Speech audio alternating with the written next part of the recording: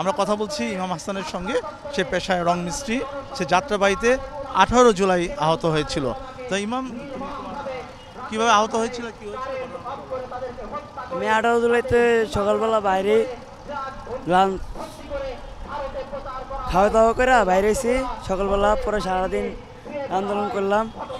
পরে সন্ধ্যাবেলা যেন পেলাবার উপরে গেছি থানার সামনে, সেই সময় আমার হামলাটা করে, আমার চিটাগুলি মাইরা দেয়। পরে এই চোখ বাদ হয়ে গেছে গা, আর এই চোখে অনেক কুয়াশা দেয়।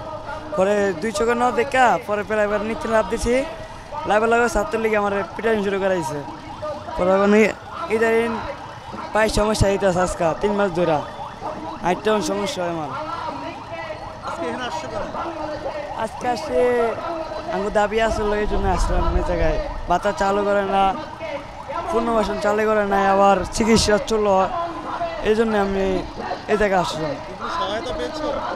অন্য চালু করে না, এই জন্য আজকে 3 দিন ধরে আলহামদুলিল্লাহ পাইছি।